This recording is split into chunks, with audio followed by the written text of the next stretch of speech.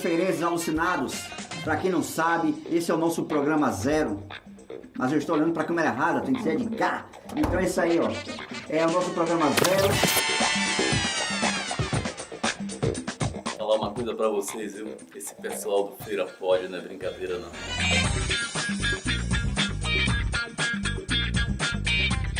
2, 3. Bom.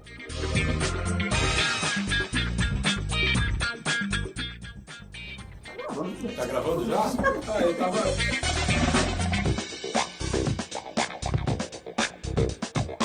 Você está em casa sem nada pra fazer e a Morena não te respondeu? Pra você continuar, caralho. Ah, tá, vai.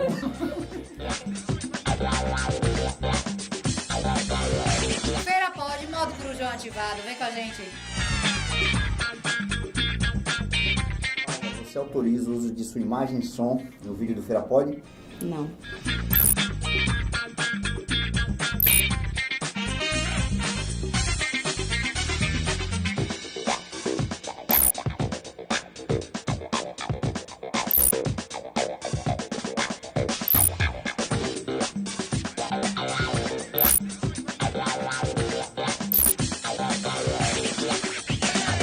Beba Dragórnia, beba a cidade. Epa, beba a cidade de verdade. Tá todo mundo aí? Sendo coagido a falar que Feira Pode. Faça o que você quiser, compartilhe, enfim. Volta aí pra fazer o melhor. Olá, você conhece Feira Pode? Eu também não conhecia, mas passei a conhecê-los.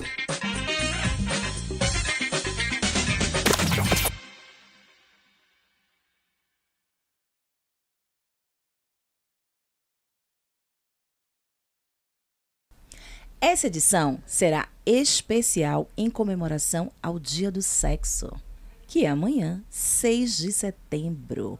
E aí, você vai comemorar? Eu vou deixar para o Dia dos Professores, porque como vocês sabem, né? Eu não transo, eu dou aula.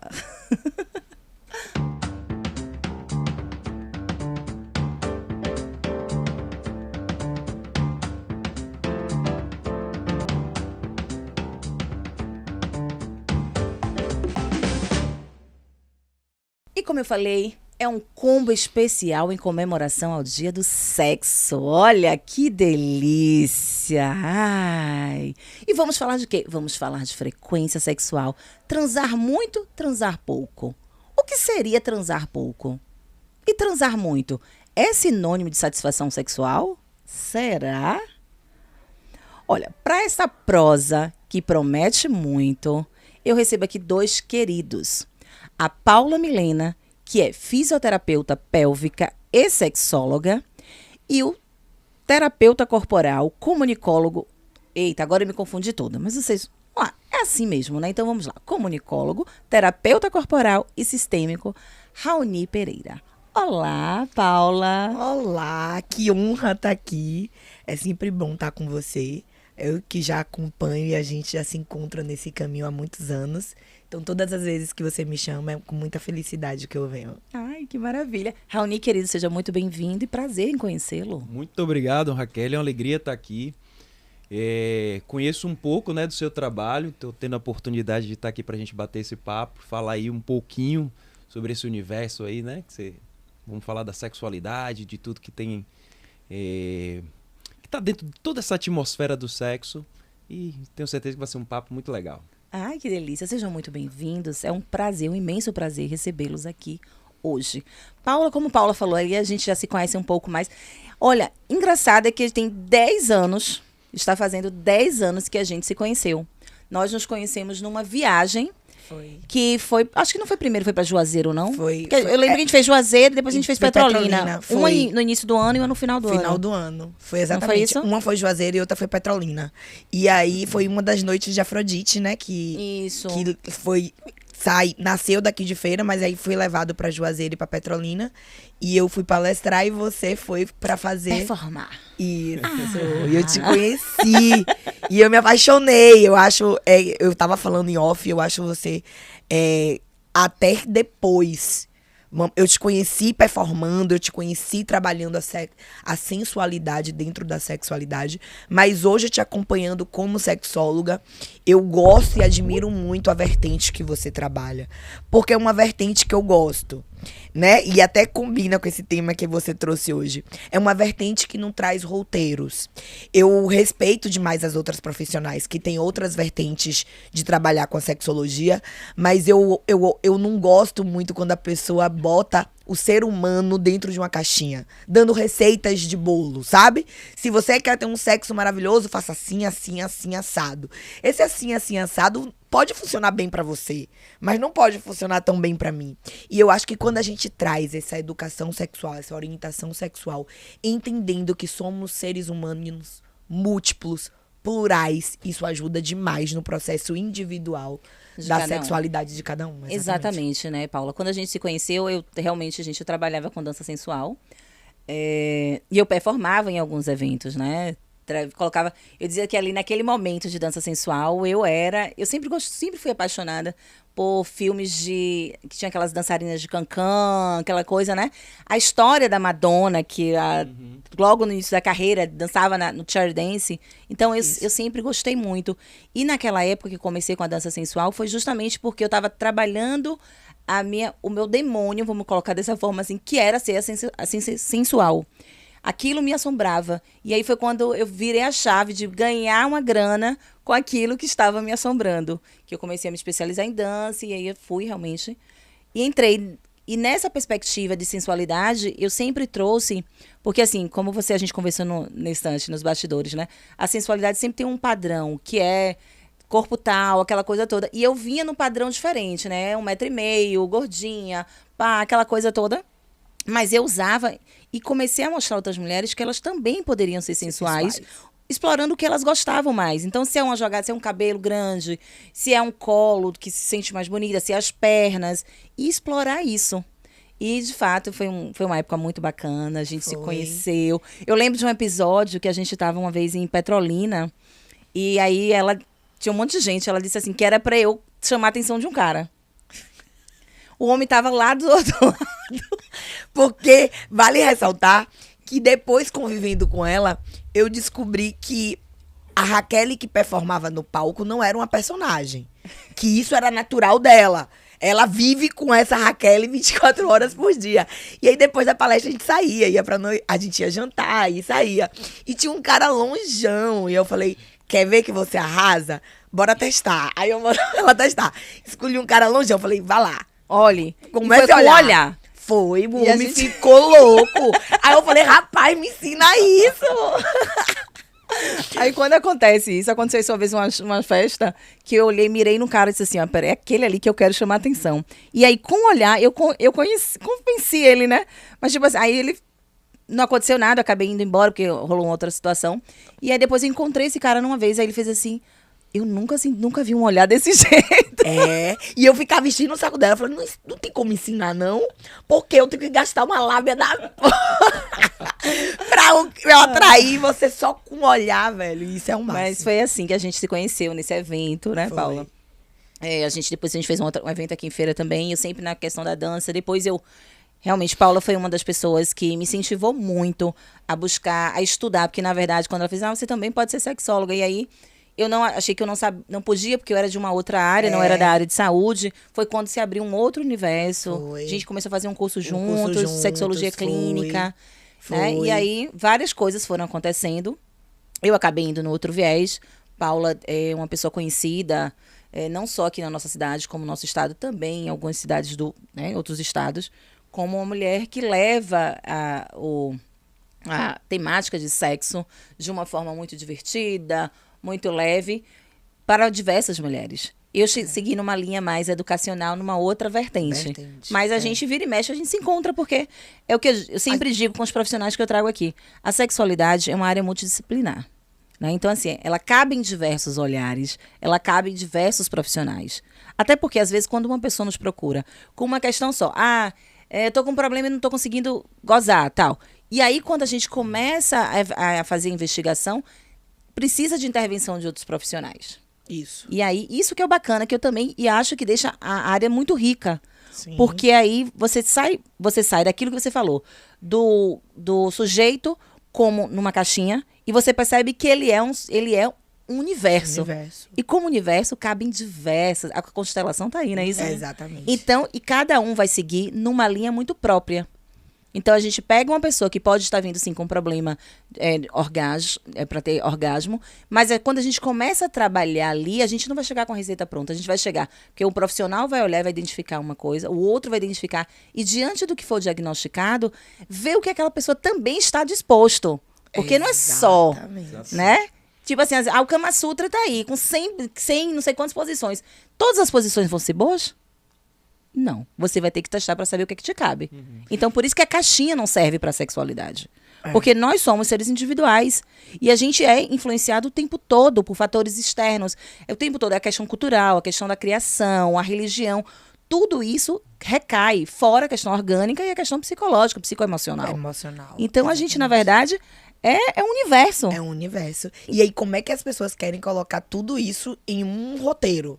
Em uma receita de bolo? Isso é louco, sabe? Eu tenho trabalhado muito essa pauta de que hoje, pra mim, os 2 órgãos principais da sexualidade não é e deixou de ser há muito tempo. Pra mim, eu, como sexóloga, foi por um tempo. E eu trabalhei muito a vagina e o pênis como órgãos principais da sexualidade. Mas ao longo desses 14 anos, eu percebo hoje, também com a maturidade, não só profissional, mas como mulher, que os 2 principais órgãos da sexualidade primeiro, a sua mentalidade, o como você lida com os seus altos e baixos, que é o tempo inteiro. Em um dia você pode ter altos e baixos o tempo inteiro. Que né? no caso, Paula, é o que a gente fala, o cérebro. O cérebro é o órgão sexual mais potente que a gente tem. Mais potente. E o segundo que eu defino hoje é a pele. E que as pessoas maior, né? esquecem. E aí a gente vê uma educação sexual que veio do... E eu falo não só pro masculino, porque eu fui fruto dessa educação sexual pornográfica, que limitava a gente a um sexo muito pênis e vagina, muito performática, muito... E aí a gente tem que agregar que a gente ainda é baiano. E a gente tem músicas que estimulam o tempo todo a soca, soca, mete, mete, tome, tome, tome, tome. É tanto tome que você... quando você se vê enregado dentro dessa educação sexual pornográfica, sendo estimulada pelas músicas que estimulam o tempo todo isso, quando você vê, você tá fazendo isso, reprogramando. Mas é porque, né, eu acredito muito assim, a visão que a gente tem do sexo, né, que antes era muito mais imposto. Porque assim, à medida que a gente vai tendo acesso à informação e à cultura, a gente vai se abrindo mais para determinados conhecimentos, a gente vai percebendo que para você transar bem, necessariamente, você não precisa de posição. Era uma coisa que me incomodava muito no início da minha carreira, era que as pessoas queriam fazer curso para fazer um boquete, um sexo oral, para deixar ele assim, não sei o que, para ensinar, sempre para satisfazer o homem. E aquilo me incomodava desde o início. Eu lembro que uma vez eu estava numa palestra, a mulher fez assim, ela fez assim, Raquel, concordo, mas vem cá, e pra gente se satisfazer? E aquilo ali foi extremamente importante, porque exatamente isso, quando a gente entende que o sexo, ele não é só a parte performática, porque é o que é nos ensinado e é o que é ensinado na indústria, com a indústria pornográfica, né? Aquela coisa das posições, você está sempre disposto. Não, uma coisa fantasiosa. Mas quando você vem para a realidade do dia a dia e você percebe que o sexo é muito mais que aquilo, e para aquele sexo acontecer, você precisa estar muito mais organizado, mais equilibrado, aí você entende, ops, então, peraí, não é só a posição, não é só ficar de 4, ou não é só fazer o coqueirinho que a gente tá brincando aqui nesse instante. Não é só sobre isso. Não é. Mas pra gente chegar a isso, a gente precisa de uma transformação. E a educação sexual, ela perpassa por isso. Sim. As pessoas têm uma tendência a reclamar muito, né? Dizer, que educador sexual vai ensinar a fazer sexo. Caralho, a gente não vai, gente. Não, vocês aprenderam a fazer sexo como? Uma coisa interessante que é assim, eu costumo dizer que o sexo é como se fosse um micro-universo que demonstra esse macro, que é o nosso dia a dia, nosso cotidiano, os nossos traumas, as nossas dificuldades. E aí, quando a gente vai pro sexo, e aí percebe assim, pô, não tá satisfatório, não tá gostoso, não tá legal. Quando a gente vivencia a crise, é que a gente tem a chance de olhar e observar, né? E aí o que tá acontecendo hoje que é muito legal é que assim, que é uma coisa que a gente traz na nossa palestra, né? A vida basicamente é o quê? Referência e repertório. A gente olha, quando a gente vai para dentro, por exemplo, do sexo, que parece que o nosso repertório não está funcionando tão bem, né? Poxa, parece que eu tenho um repertório legal, eu aprendi tais e tais posições, fiz tais cursos, mas parece que não tem satisfação. Aí quando a gente olha para as nossas referências, danou-se, com quem que a gente aprendeu, né? De que forma? E quais foram as inclusões que a gente está levando para o nosso relacionamento, para o momento do sexo. Aí a gente vai ver que as coisas não se encaixam. O que era para ser prazeroso não tem satisfação. E a gente entra numa situação assim de incômodo, de se perguntar, será que sou eu? Será que é meu parceiro? E aí vem esse mundaréu de questionamentos. Por quê, Raoni? E aí para a mulher, trazendo para o lado da mulher, porque isso é em pesquisa, é estudado, né? O que acontece? No caso específico da mulher, muitas vezes ela não é estimulada a estar naquele sexo, naquele encontro sexual, como protagonista. E sim para satisfazer o outro. Então, o que é que o movimento, o que é que o mundo todo faz, né? De você estar aprendendo coisas para satisfazer o parceiro, para ver se o parceiro ali tá legal, se ele tá curtindo, nanana, e você esquece de que você é sujeito. Que você tá ali dentro, você é protagonista também. Ele é o protagonista ele, no caso, a gente falando aqui numa situação heterossexual. Mas vamos colocar para um parceiro e abrir para, né, possibilidades. Mas assim, todo mundo que tá participando ali é protagonista no seu próprio prazer. Sim. Então, quando você se percebe desse jeito, você também se entrega. E essa é uma dificuldade que a gente tem de trazer o sexo nessa concepção de entrega, de estar naquele momento de verdade. E não ficar pensando nas contas, ou se a luz, ou se não sei o quê, ou se o peito balançou, se o cabelo saiu do lugar. Não é... Sabe como é aquela coisa assim? Eu vou focado no meu prazer. Eu vou focado no prazer. Porque quanto mais a gente se estimula, e aí tanto para um ou para outro, independente... Se tiver todo mundo excitado, todo mundo estimulado, o desempenho sexual vai ser gostoso. Com certeza. Aí vai acontecer. E quer ver uma coisa? Acrescentando as falas de vocês, é muito difícil quando a gente entende, e isso pra todo mundo, até pra gente que estuda, que o sexo, ele muda com a fase que você tá vivendo. Foi muito difícil pra mulher de 38, que eu sou hoje, entender que o meu sexo mudou da de 28. E eu vou botar só 10 anos atrás. Nem vou pro 18. Porque se eu for pro 18 é mais humilhação. Mas assim, o que eu quero dizer, nem sempre essa mudança, ela tem que vir nesse lugar de humilhação. Porque o teu corpo, ele muda. E pode ser que seu corpo não tenha mais a resistência que você tinha com 18, com 28. Porém, isso eu trabalho muito, porque eu tô falando de mim com 38, mas eu atendo muitas mulheres de 50, de 60 e homens de 60, de 70, que o pênis já não tá mais como ficar com a ereção que a gente chama na fisioterapia grau 5, que é o máximo da ereção. E aí? Significa que porque o teu corpo físico não tá te dando mais essa potência, que sua sexualidade tem que ficar ruim, tem que baixar a qualidade. E é isso que eu percebo hoje, nessa nova descoberta que eu tenho trazido pro meu consultório. Vamos lá, vamos potencializar seu corpo. Agora, se a gente potencializa essa pele, se a gente potencializa essa mente, esse cérebro, essa mentalidade, você consegue. Esses dias, eu dei alta a um cara que me marcou bastante. Porque quando ele me procurou, ele veio, eu atendi a mulher dele, que tinha incontinência urinária, e eu fiz o tratamento. E aí, em um momento de desabafo comigo, ela nem achou que eu poderia ajudar ele. Ela falou pra mim, meu marido tem diabetes. Já não tá tendo muita ereção. Nossa. E ele já tentou se suicidar 2 vezes. Porque ele disse que homem sem ereção não é homem. E eu não sei mais o que fazer. Eu já paguei psiquiatra, ele tá tomando remédio, mas os remédios acabam piorando a libido, o desejo, eu percebo que tá deprimindo mais ele. E eu falei, olha, traz ele aqui, agora explica pra ele o que eu faço, porque eu não quero pegar ninguém de surpresa. Traz ele aqui, pergunta se ele não tá aberto a vir conversar comigo. E ele foi inicialmente muito resistente, e nessa primeira conversa, eu falei pra ele o seguinte, eu preciso saber se você está disposto a conhecer uma nova sexualidade. Uma sexualidade que até agora você não tem no seu repertório. Exatamente. E não está na sua referência. Mas eu não posso te garantir que ela vai ser melhor, pior. Porque isso aí vai depender da sua disposição. E o que aconteceu? A gente fez alguns encontros, e nesses encontros eu primeiro tive que dar essa educação sexual, de que ele poderia sentir prazer sem ter uma ereção máxima, que ele consegue ejacular e a sentir orgasmo sem uma ereção máxima, que o corpo dele é sexual, que o prazer dele não é só focado em glande e em pênis, que é focado no corpo todo. Em resumo, cada sessão a gente ia trabalhando umas coisas, inicialmente focado muito nele. Depois teve algumas sessões com a esposa para trabalhar o casal. Por fim, que eles já estavam bem abertos, eu indiquei os dois para fazer um curso de Tantra. E aí, porque já estavam com a mente... E isso aqui eu quero dar um alerta, aproveitando. A gente sabe o quanto a mídia, o quanto os modismos fazem sucesso. E eu falo pra tudo.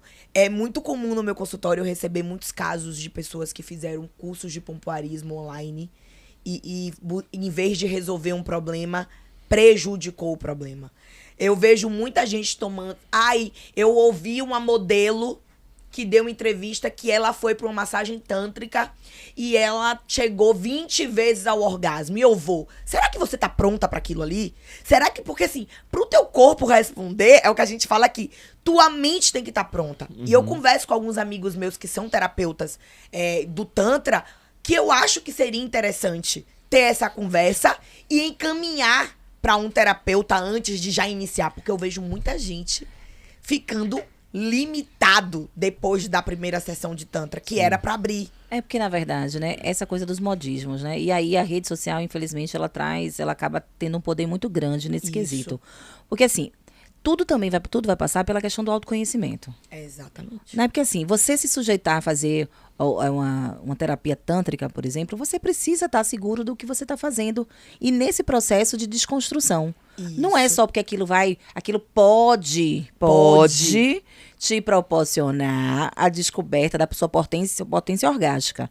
Não é só sobre isso. E não é garantia. Exatamente. Então, assim, essa parte da desconstrução de tudo que a gente aprendeu relacionado ao sexo, né? De como explorar, de sair da questão da penetração. O sexo não é só penetração. Não é só vulva, nem pênis. Não é só isso. O sexo... Que bom que a gente entende que o sexo é tudo que nos proporciona prazer, desde uma masturbação, desde uma boa conversa. Pois é, um sexo oral. O sexo oral, ele já por si só é o sexo. Né? O pessoal está sempre acostumado à questão da penetração. Quando a gente abre o nosso leque de possibilidades, a gente começa a perceber que, olha, então se eu tenho outras possibilidades, então pode ser um dia que de repente o cara não tenha lá a ereção. Por quê? Porque lá estão acontecendo outros problemas e que ele não consegue dar aquela potência máxima naquele dia. Mas que ele pode alcançar o prazer de outras formas. Exatamente. Entendeu? E é isso que eu tenho que falar. O nosso corpo tem o quê? Tem zonas erógenas, e aí você, melhor que a gente pode falar, né? Espalhadas pelo corpo todo. E tem uma coisa que eu gosto de trazer muito assim, que é o seguinte, que é dentro disso que você está falando, dessa desconstrução. Eu acho que tem uma coisa importante que é desaprender. A gente precisa desaprender muita coisa para daí abrir um espaço de aprender essas coisas novas. Tem muita coisa rodando aqui como programa no nosso juízo, né, das referências, que a gente congela. E aí eu falo sobretudo na perspectiva masculina, de nós homens. Tem uma coisa, por exemplo, que tem muito a ver com esse exemplo que você trouxe desse seu cliente, que eu costumo dizer que é uma desgraça, que é a expressão ser menos homem, né? Isso é algo que está plantado, né, no inconsciente masculino há milênios, talvez, sei lá, há bastante tempo. E isso deixa o cara engessado, achando que ele precisa, né, dar conta de algumas coisas e precisa seguir ali uma fórmula, um caminho, né? E aí por isso que, por exemplo, os homens são tão vidrados em performance, quando tem toda uma estrutura muito maior, muito mais ampliada, muito mais prazerosa, inclusive, que não está dentro dessa performance. Por isso que passa por desaprender, soltar o que papai explicou, os amigos... O que aprendeu lá na revista. O que aprendeu na revista. Né? Isso não te torna... Manoel até menos mal, porque... Mas Manoel tinha um enredo. Tinha um enredo. E tinha erotismo ainda, né? Tinha um tom de erotismo, que é uma coisa que a gente pode falar um pouco também aqui. Mas a gente tem muita coisa a desaprender. Para daí a gente realmente renovar esse repertório. E aí, Raoni, você falou dessa coisa do desaprender, né? Você falou do erotismo também. O quanto que é difícil, o quanto a gente aprendeu anteriormente que o erótico era algo associado ao promíscuo, ao feio. E a gente hoje sabe não, que o erotismo, inclusive pra gente poder ter uma experiência melhor com a questão sexual, a gente precisa do autoerotismo, dessa estimulação própria que a gente faz e do erotismo no casal. Gente, eu falo, vocês sabem, eu falo casal, mas pode ser trisal, pode ser a configuração que vocês quiserem, né? Porque o que for bom pra vocês tá bom também. Mas assim, a questão do alimentar o erotismo, que é aí que a gente percebe que são conceitos que muitas vezes foram dissociados, foram tirados porque era vendido pela indústria pornográfica como algo feio, sujo, promíscuo, a própria sensualidade. Sim. A sensualidade é coisa de mulher vulgar. Era. Até você entender que não é isso. E quando a gente pega esses elementos todos e traz pra você toma posse disso. Não, sim, eu posso ser sensual, eu posso trabalhar o erotismo. Você começa a se desbloquear pra poder ter uma entrega melhor na hora do sexo. Perceber coisas que de repente você não fazia, que aquela performance aquele dia pode não dar certo, porque sim, a performance pode ser boa. Mas todo dia, será que ela é boa? Né? Às vezes, eu já tive discussões grandes com empresas de sex shops, né? Que, porque o produto tal faz... Gente, eu não tenho nada contra o produto sex shop, pelo contrário, eu gosto e uso. Mas é entendendo que o sexo não pode ser limitado àquilo. Aquilo ali, ele vai dar o boom, ele é um plus. Exatamente. Mas se eu não transo legal, se eu não me entrego, se eu não consigo sentir aquilo ali, de fato, eu posso usar os melhores produtos do mundo, que aquilo não vai me dar prazer, não vai ajudar no prazer. Mas ao contrário, se eu consigo entender que, por exemplo, eu tenho uma potência orgástica no meu corpo, a gente tem 5 sentidos, por que não olhar? Por que não? Vamos fazer, eu brinco às vezes, né? Isola os olhos, tenta trabalhar as outras partes, né? O cheiro de sexo, às vezes quando você tá num ambiente, você tá ali naquela coisa, você já percebeu o cheiro que o corpo exala, que os corpos exalam, o quanto aquilo ali é excitante? Eu tenho um problema, né? Eu falo com uma amiga minha, que saiu outro dia desse, uma matéria, me mandaram, né? Dizendo assim, que pessoas que se olhavam, que sentiam tesão por si, né? E aí uma amiga me mandou, disse, amiga, é tua cara. Porque eu disse uma vez, que assim, eu, Raquel, pessoa, gosto de ver o meu reflexo no espelho. Porque quando eu me vejo excitada, eu fico mais excitada. Sim, sim. Sim, mas isso não é à toa que os motéis colocaram isso como estratégia mesmo. Porque ali você estimula o seu visual automaticamente. Agora, isso acontece em pessoas bem resolvidas. Em pessoas que têm problema. Viraram a chave, né? Viraram a chave. Paulinha? Porque Exatamente. assim, na verdade, a gente não nasce assim. Né? Claro que eu já tive diversos complexos. Eu já contei aqui uma vez que eu já tive vergonha de transar. Então, mas hoje em dia, as coisas a gente vai amadurecendo. Mas quando a gente vai tomando potência, tomando conta do que é aquilo ali, sabe? Poxa, se eu tô naquele encontro sexual, se eu quero prazer... eu vi um meme ontem falando assim... como foi, meu Deus? Dizendo assim, que a gente tem que normalizar que a gente vai ter um encontro sexual pra ter orgasmo, pra ter o prazer. E normalizem isso, não é porque... eu odeio quando vem aquela frase, você prefere dar orgasmo... Como é? Dar prazer ou sentir prazer? Gente, eu quero sentir prazer. Se por tabela o outro tiver o prazer, também massa. Sim, mas essa falsa ideia de que eu estou para satisfazer o outro... Não, meu bem, eu já me desvinculei disso há muito tempo. Eu tô ali porque eu quero gozar. A grande questão é que a gente vai armado pro sexo, né? Isso. Eu costumo dizer que normalmente a gente vai pra cama com uma mochilona nas costas, né? Sexo pra mim assim, é sinônimo de desfrute, certo? Desfrute. Então eu vou desfrutar e eu estando inteirão, certamente eu vou ajudar a quem está comigo no processo de desfrute também. A questão eu tenho questões com o meu corpo, eu estou cheio de medo, vergonha me habita, meio mundo de nóia, que são os traumas, as situações que a gente já vivenciou. Como é que eu vou desfrutar? Não desfruta. Tá sempre vigiando. Não, mas aí eu tenho que corrigir isso, e a respiração, e minha ereção, e como é que faz, e onde é que eu... Sabe assim? Não desfruta. Como fazer... Pois isso limita. Toda vez que você tá ali naquele momento e você pensa em algo assim, limita, você sai daquela coisinha ali, sabe? Você sai daquele momento e aí já era. Já era. Agora, gente, o diretor tá ali. tempo tá passando. E eu tô ligada, diretor, e eu tô ligada, inclusive, que eu tinha que ter começado com outro assunto, mas o assunto foi pro outro lado. Enfim, né? Raquel, sendo Raquel, e olha que eu nem estou na TPM. Eu saí dela, eu estava no meu período fértil. Mas eu vou te defender, tem a ver. Tudo que a gente falou aqui tem a ver com o seu tema. Não, tem. É porque a gente ia começar de outro jeito. Entendi. Porque sexo não tem regra, né? Aí a gente mostrou aqui agora. Sexo não tem regra. Não tem. Faz o script, mas na hora é outra coisa. Outra coisa. E assim, o script... Não, vamos voltar no script, mas depois a gente vai voltar para outros... Enfim, né? Mas assim, ó. Saiu algum tempo atrás... Deixa eu colocar aqui para eu ver a matéria, porque eu realmente não gravo nada não, né? Porque a gente tá falando de frequência, mas, gente, pra gente falar de frequência, como Raoni falou aí, né, que não tem script, e é importante que a gente entenda isso, porque de fato não tem, é que as coisas elas podem acontecer e acontecer naturalmente. Como é? Deixa acontecer naturalmente. Não é assim? Não tem um negócio assim? Eu não quero ver. É assim. Pois é. Então, é naturalmente que a gente a gente veio aqui pensando numa coisa, mas a gente precisou abordar para vocês entenderem que é isso. Isso tudo envolve sexo. Não é só um buraco, enfiou lá e pá.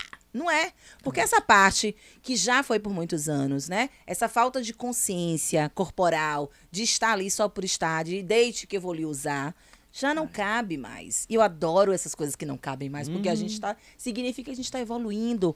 E a gente vai se permitindo, entendendo que a gente pode ter prazer. E que o prazer, ele vem justamente dessas coisinhas, do se conhecer, do explorar um cheiro, do explorar uma pele, né? Do perceber que, poxa, talvez hoje eu não estou legal. Eu tô com muita complicação, não quero transar hoje. Ok, não transa hoje. Mas amanhã de manhã, 5 horas da manhã, por que não, gente? Transar... não. Transar de manhã, mas outro dia. Eu quero perguntar a vocês aqui, é o seguinte. Porque eu acho que transar de manhã é uma delícia. Melhor do que creatina. Rapaz. Dá energia, né? É de manhã e 3 horas da tarde, eu não sei. Não, minha irmã. Onde foi que você... Toda hora que eu ver agora no relógio, 3 horas da tarde, eu vou lembrar, tomara que minha amiga esteja 3 horas transando. da tarde pra mim ser fora do lanche, né? Tem que ver É o lanche da tarde dela. Que assim, ó... A virada da testosterona, né? Entre 7 e 8 da manhã, pra vocês homens, né? É onde vocês vão receber no pico, né? E aí é ótimo. Mas só que essa coisa, ela vai estendida mais um pouco pra gente. E quando dá de tarde, dá um negócio, assim, sabe? À tarde dá um negócio mesmo. Eu nunca tinha observado que em mim era 3 da tarde. Eu vou começar a observar. Mas à tarde, é realmente, a tarde assim, é sempre mais. Transar à noite, sinceramente, olha, pra mim é o pior horário. Você tá cansada, tá estressada, tanta coisa aconteceu. Daqui a pouco ainda... Não, gente, não. De manhã você já começa o dia... É uma Bom delícia. dia. Já chega mais bem-humorado, Eu né? gosto de ser acordada, é muito bom, né? Você tá no sono profundo e você tá vendo aquilo ali acontecendo. Peraí. O quê? Sono profundo no meio da noite, não, né? Aí eu gosto. Eu gosto. Qualquer hora. Não, eu durmo. Não, gente. Se for pra me acordar pra sei lá o quê, não. Agora, se for pra me acordar pra transar, eu fico muito feliz. Em qualquer hora.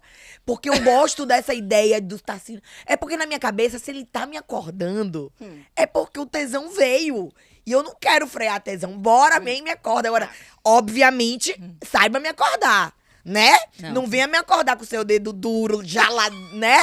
Aí não, aí você vai receber uma chutada. Mas veio me acordando, me alisando, me cheirando. Aí, amor. Que aí é questão da conexão. Eu não nego, não. A conexão do casal, né? Eu, particularmente, não gosto de ser acordada no meio da madrugada. Mas, assim, também acredito que, dependendo da intimidade do que esteja com a minha parceria, né? E aquilo ali pode acontecer, porque assim, não é também do nada acordou. Não. Né? Tem que ter todo um jogo entre o Sem casal, regra, de né? conexão. Onde é que eu estou? O que é que eu tenho pra fazer no dia seguinte? Exatamente. Como é que foi a noite? Tem vários contextos. Vários Porque contextos. assim, eu já acordo 4, né? Da manhã. Eu também.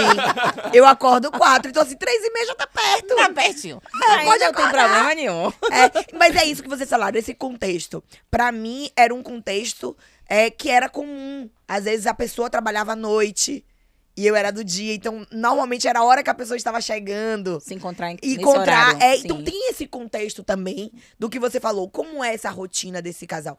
E uma das coisas que você falou aqui, que eu acho que a gente precisa pontuar pra quem tá nos ouvindo, é quanto é importante você, dentro de uma relação, seja ela qual for.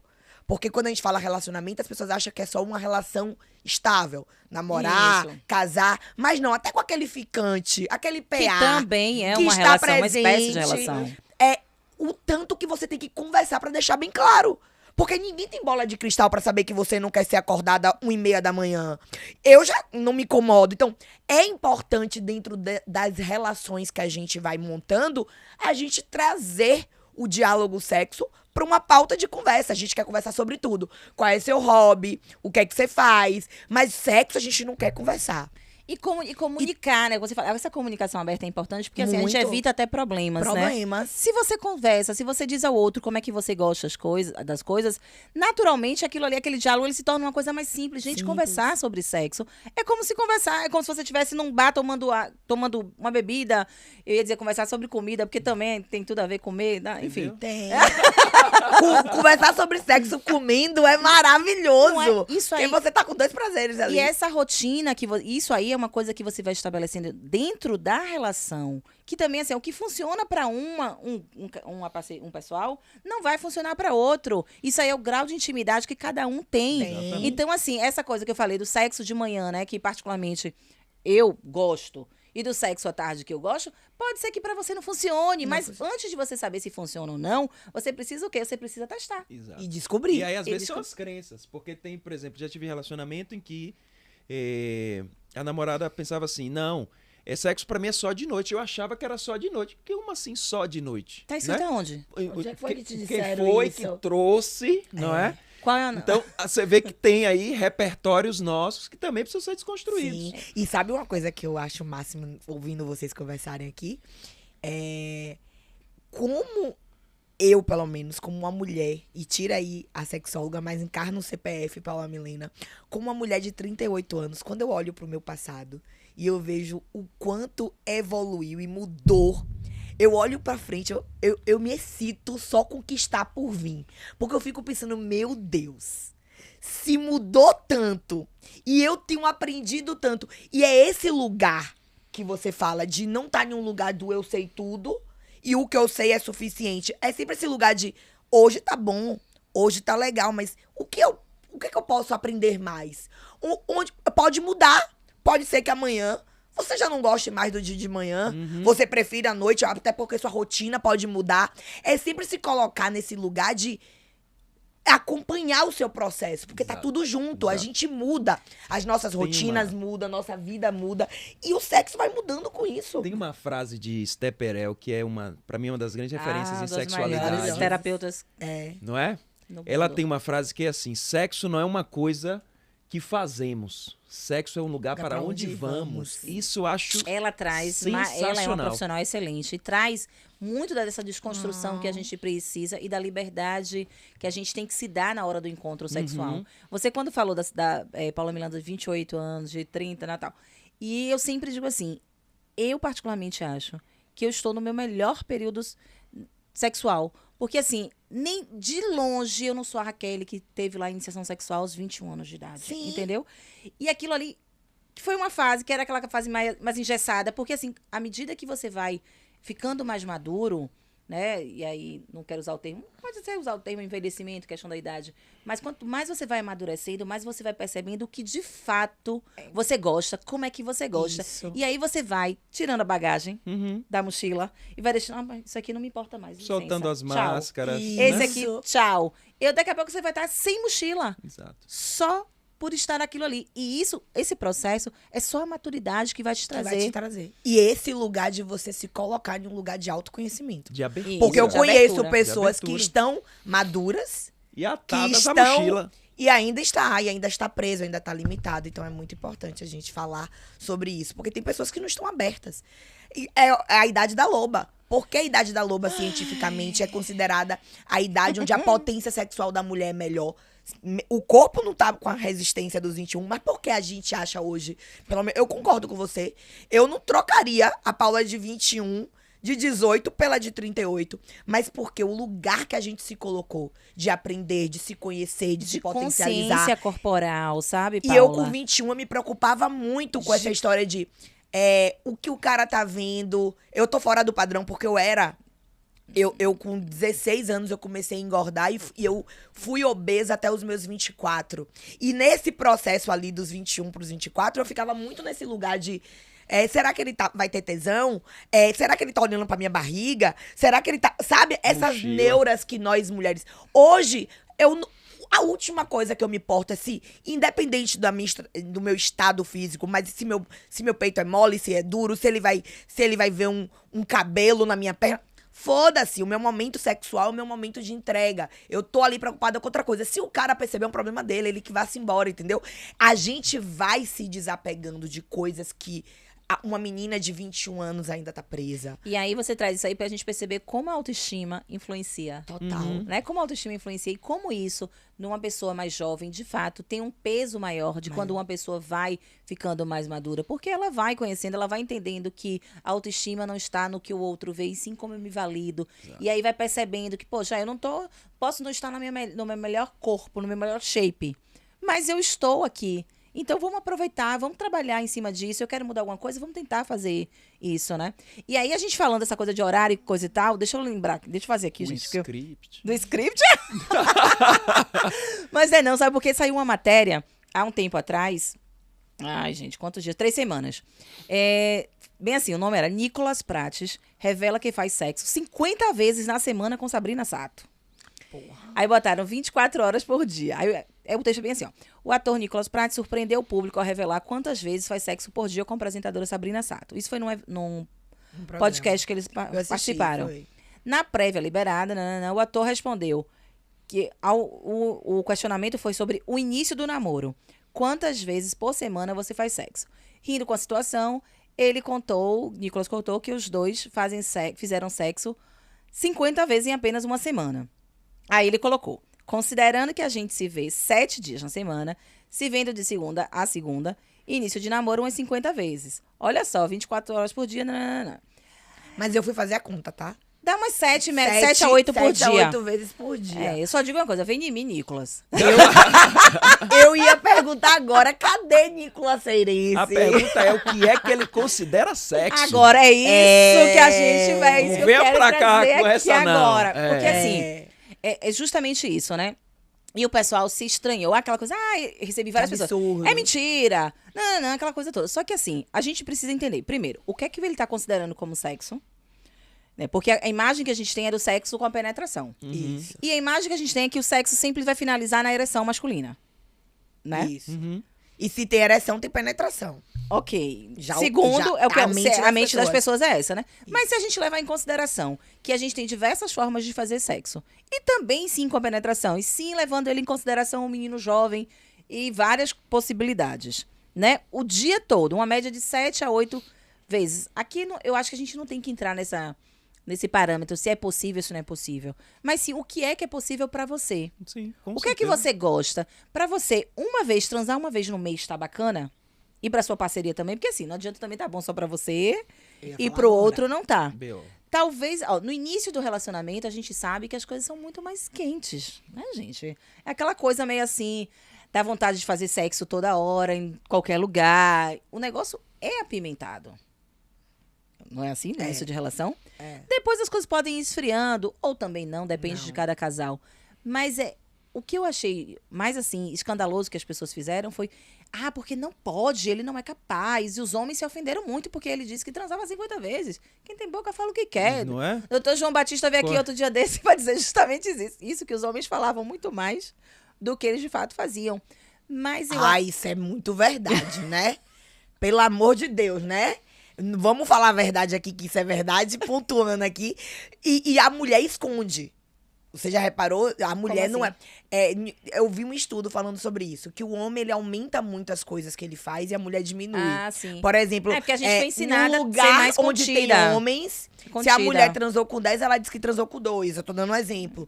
E o homem que transou com 2 diz que transou com 20. E eu não tô falando só de quantidade, não. Eu estou falando também de performance. Sim. O homem tende a dizer que ele, transei a noite inteira. Tem uma história de uma rivalidade, né? De uma competição, de mostrar que eu sou mais homem. Então eu preciso dar uma exagerada nos números, né? Na performance, em como aconteceu. Eu prefiro não falar de quanto com quem eu Fragil, transei. também. É uma coisa sem graça da Quando conta de o ninguém, cara gente. me pergunta isso, ele me brocha muito. Porque eu pergunto, vem cá. Uma vez me perguntaram isso. Que Você são? transou com tua quantos? Eu digo, conta? eu não entendi. Qual a pergunta? É Qual da que é o tua- motivo da pergunta? Me deu vontade de dizer, E já eu fui nunca embora, nem né? Foi pra outra contei. pergunta, claro. Se eu Não for sou nenhuma. contar, meu amor, a gente vai passar a noite inteira aqui. Vamos mudar de assunto, né, licença. Paula? Você entende? Tipo, mas não dá vontade de dar uma resposta dessa pra pessoa ficar bem... Eita, pra correr mesmo. Mas é porque ainda tem essa construção subjetiva. E também tem a coisa do mulher que se transou com muitos, aí rodada. É uma Construção- palhaçada, né, exatamente. gente? E Uma quer ver outra palhaçada. coisa? Uma pergunta que eu ouvi um dia desse e eu acho muito perigosa. Tipo, você se relaciona com a pessoa e no final a pessoa pergunta, eu fui o melhor? Poxa, é O complicado, melhor? né? Pera aí, meu Né? querido. É um meu homem. querido. O melhor. Homem, E ó, e eu tô falando de homem, nesse lugar Pretensão aqui, da ó. peste. Deixa eu tirar minha Eu, saia eu, daqui, vou, aqui, eu ó. vou contar uma coisa pra vocês. Eu vi uma t-shirt uma vez que deu maior polêmica. Porque essa t-shirt foi bem vendida aqui no Brasil, inclusive. Uma sexóloga fez e vendeu muito, ela ganhou muito dinheiro. E essa t-shirt tinha escrito o seguinte: a autoestima do homem tinha que ser encapsulada e vendida. E na época eu fiz um post que deu maior rebu, porque eu falei, cuidado, essa pílula pode ser de farinha. Eu acho que a autoestima do ser humano, ela é debilitada. A masculina e a feminina. Todo ser humano tem uma autoestima que precisa ser construída na base do autoconhecimento, da disposição. Agora, eu acredito que essa autoestima masculina, ela vem nesse lugar de que a sociedade enfeita. Então, é aquilo. O homem gosta mais de sexo, a carne do homem é mais fraca pro sexo. Essas crenças que hoje a ciência já provou que é mentirosa, que é só crença, essas crenças colocam a autoestima do cara pra ele realmente achar, porra, eu sou o cara, eu sou foda. E isso não é verdade à medida que esse cara encontra uma mulher que se coloca como... Eu também sou foda. Mas é porque assim, Paula, nessa questão especificamente falando, a gente traz pro contexto do que a sociedade conservadora, patriarcal, né? Exatamente. Machista, né? Porque quando a gente fala em machismo, e muitas vezes as pessoas não entendem, é como se, você vai falar de machismo. Sim, porque o machismo, ele é ruim pra gente, pra todo mundo, é pro ser humano. É ruim pra homem, é ruim pra mulher, gente. Porque assim, como é que acontece? Do mesmo jeito que traz imposições pra gente, traz também pro homem. Essa ideia de que o homem tá sempre disposto pro sexo, que o homem não pode negar o sexo, que o homem não pode chorar, que o homem não pode ser vulnerável, não pode demonstrar fragilidade, né? Que o homem tem que dar não sei quantas. Isso, que o homem tem que estar sempre se achando bacana. Isso é uma coisa que foi imposta. Mas isso também causa um adoecimento. Está causando. Insustentável. É insustentável para o homem, o psiquismo masculino. Tanto que a gente está vendo aí homens surtando, homens buscando, no pior das instâncias, a ajuda médica, indo até para um nível mais delicado quando desiste da vida, porque entra dentro dessa construção de ser menos homem de novo.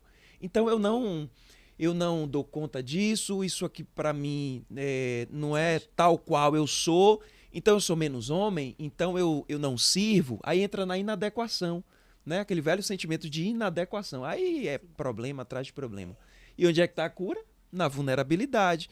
Isso eu não quero, isso eu não dou conta, isso não é para mim, funciona para fulano, para mim nem tanto, e por aí vai, não é? E é o que você falou, é você se desfazendo dessas malas e estando disposto neste lugar de desaprender para aprender uma nova configuração do ser homem. Porque é isso. Eu vejo isso muito no consultório. A quantidade de meninos novos, e eu estou falando de menos de 30 anos, que estão com disfunção erétil e ejaculação acelerada, exatamente por conta dessa pressão que o machismo coloca, é gigantesca. Aí você fala... E aí eu, como fisioterapeuta, eu avalio essa estrutura muscular. Não tem nada. O músculo está perfeito.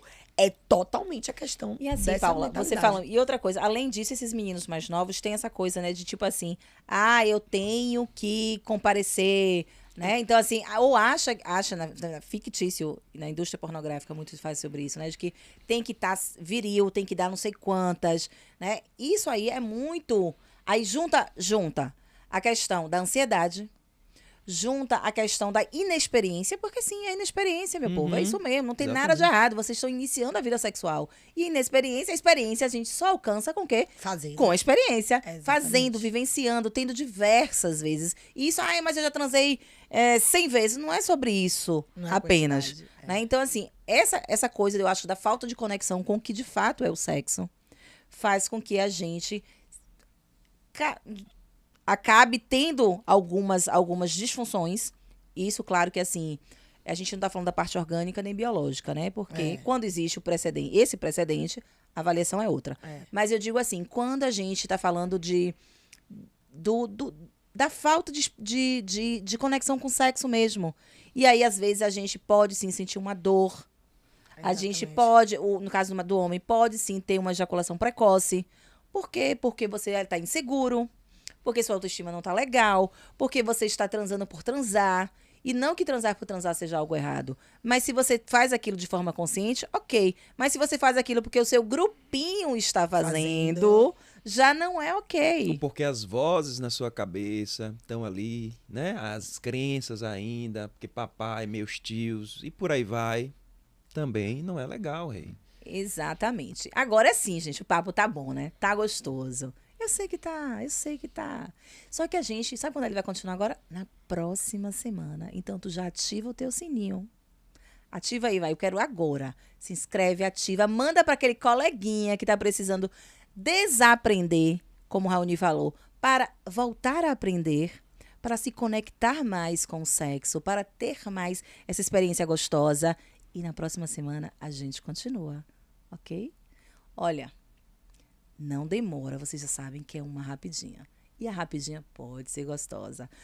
O último convidado que veio disse o quê? Que era uma rapidinha com preliminares. Então, te aguardo na próxima semana. Tchau!